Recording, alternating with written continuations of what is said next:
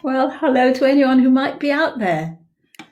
This is unnerving, sitting talking to yourself. Very odd. I think I should have planned for the evening when I could have had half a bottle of wine to start with. I'm used to a certain amount of questions and answers on Three Countries Radio. I did 2.5 years where we took calls and messages of people coming in, and I winged it. It was nice to have a structure, really. And Nick Coffer, who ran the show, he invigilated the whole thing quite nicely. So what I would like with this, if I ever found out how to do it, would be to have people asking things in the chat box and us chatting about what they say. Now, I have absolutely no idea how I would ever see if somebody else is on here or not, but I guess I shall find out sooner or later. Well, what I've done, I cut my own hair to make it look a bit better. It is growing out of itself, terrible. But it is so unnerving talking to yourself when you just don't know if anybody else is there. If you are there, would you like just to put your name down somewhere and I might just see it? Very odd. I need a little bit of help, I think. So if anybody has any comments to put in the box that could actually help me doing this, that would be absolutely great. Well, the object of this first live was really to give a tip. And really it's about what they're talking with us and the virus thing is having an exit strategy from the isolation and all the rest of it, and doing it in a controlled way. And I think really we need to be doing that the same with dogs, especially when those dogs aren't used to being left alone and now they've got company all day. So the plan, I think the most worrying thing really is that they'll either develop separation problems or that maybe the problems which they already have are going to be worse. So we need to be looking at little ways that we can help them. Okay, so we'll do that in a minute. I would love to see if somebody else is here. How can I see if somebody else is here? Perhaps nobody else is here. Anyway, right, so I have to say I had a very frustrating day yesterday. I've got a lovely new website which has been done for me by somebody, and I am so used to running my own things and changing my own things, and I wanted to put more explanation in about the my virtual visits. And I thought I'd done this, but when other people looked at it, my daughter did this for me, when they looked at it, they couldn't see my changes. And so that was really frustrating. And also the fact that I can't really work it very well. But by the end of the day, I came out of it. I got to the end of it. I managed to do it. And I think it's really an example of if you really want to do something badly enough and you just persist and you don't give up and you keep doing it, you try to keep patient, you normally get there in the end. So I think that's probably the lesson with people that I go and see, or I will be going and seeing again, I hope soon, or even people that we're talking with the virtual visits, that it's nothing's a quick really, but if you actually, hi Louise, good, somebody there. Tell me, Louise, is there a way of seeing how many people are coming in or who's on here? Do you happen to know if there's anything anywhere where you can see? I mean, I know I've got you there because you've said that, but there's no little thing anywhere which tells me who might be. I mean, I might be talking to just you or myself, or I might be talking to 10 people. So who knows? Anyway, I've been also looking at these doing lives, and I've seen a couple of videos on how to do it, which actually perhaps haven't been very helpful to me. But apparently there's something called a frame. You can make a frame for yourself. I'll look into that next time, but I've tried to surround myself with doggy things. I changed the picture on the wall. I put my toy dogs there. You've got no idea either, Louise. Oh, well, perhaps it'll come clear in the end. I'll make this one quite short anyway. Right, so going back to the purpose of this live, it's, Jerry Clarkson.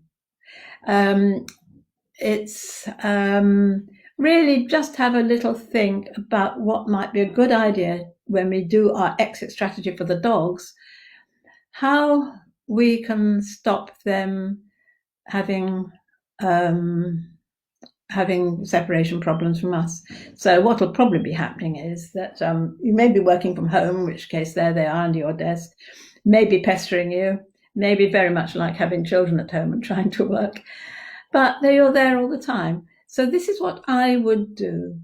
I would start by just sometimes shutting doors on the dog, especially if you're only going out of the room, say for a short time, say to go to the toilet.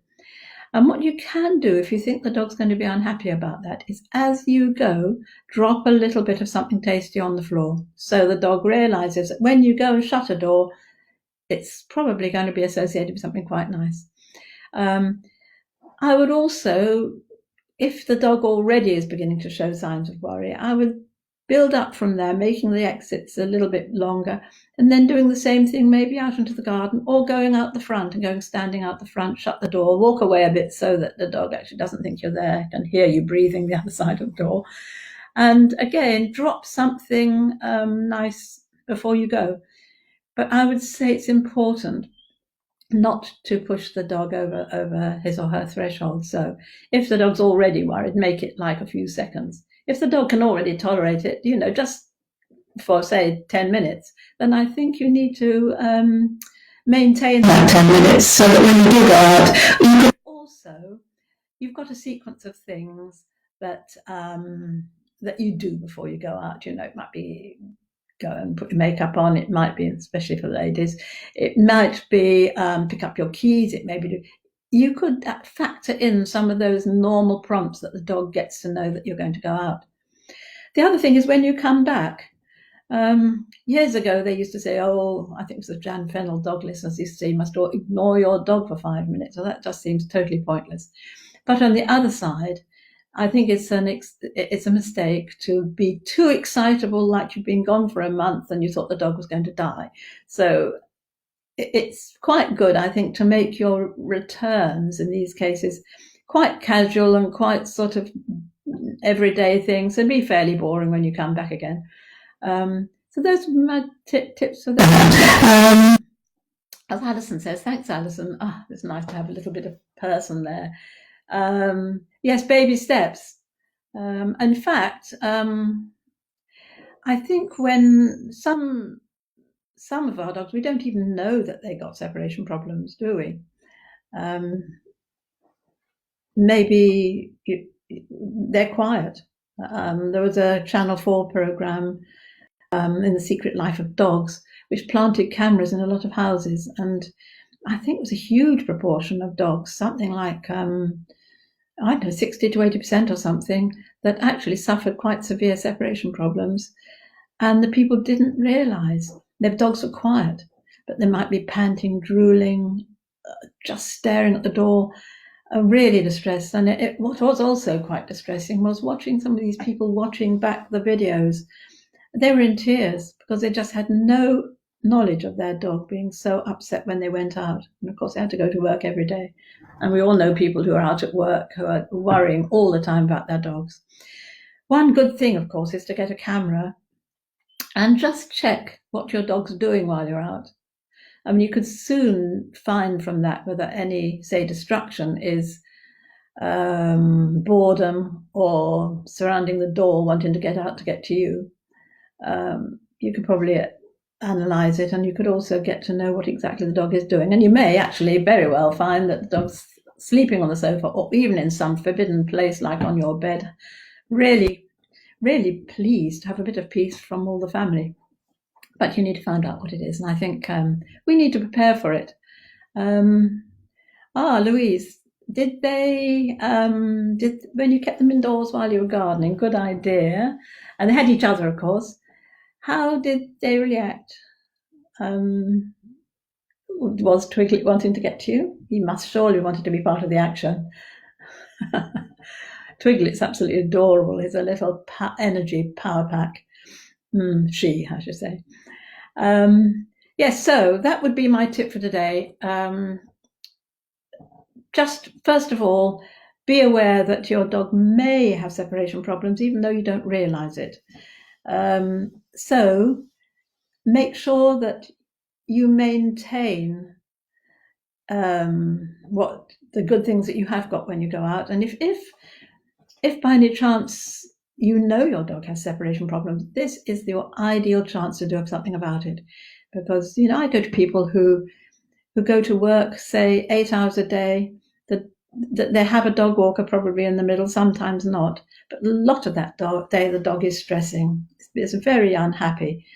And the problem with that is, in order to solve the situation, the people have to be at home and gradually build up to going out for longer. And it is just not possible for a lot of people. So now we have this enforced at home, a lot of us. Let's make use of it. I did a little questionnaire on the group, asking people if they what they felt the being at home all day was, whether it's going to have, the lockdown is having a bad effect on their dogs. And actually in that survey, questions, not many people did say their dogs would react badly. Most of them spend a lot of time at home anyway, or they work from home. But I think there will be some cases where it's going to be really unhappy. When you got back inside, Louise, how long were you out for? Maybe you said. I wonder if when you got back, were they both very excited? Did you make a fuss of them? What happened? Right. So what the other thing which we need to look at is that a lot of people have already had arranged to and booked a puppy, pick up a puppy, and they've got a new puppy. And one of the first things we should be doing with puppies is habituating them to life in general, and that is it's not only meeting other dogs and people, but it's just the general outside world. So if this puppy is in the house all the time, this is not a good start, because if you leave it too late, then they'll be much more easily fearful of things. So then that'll be the topic of my next live, and have a good look into it. And also on my group, we'll be having themed weeks, and puppy week will be probably this week. So we have a good look at that. Well, I've sort of run out of things to say, I think. Let me have a look through the... what's this excellent little camera? Is that your camera, Louise? My camera I'm using is just what is in my laptop. I've got a Microsoft Surface. But I'm glad you did that, Louise, with the dogs. That's what I would expect, really. They didn't make too much fuss when you've gone. And I think really it's a question of keeping it up, isn't it? So when you do go out, they don't always expect to follow you. Anyway, so I think I will now, after a quarter of an hour, I will call it a day for now. This is an experiment. I shall have a little look through to see how awful it is. And I shall also see if I can find out more about what should be happening. So, if anybody except Louise and Alison is actually there at the moment, would you mind putting your name in the comment box, just so I know?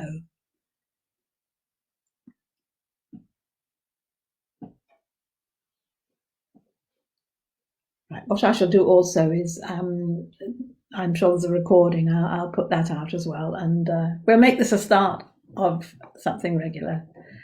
If you're there, thank you very much, and bye-bye.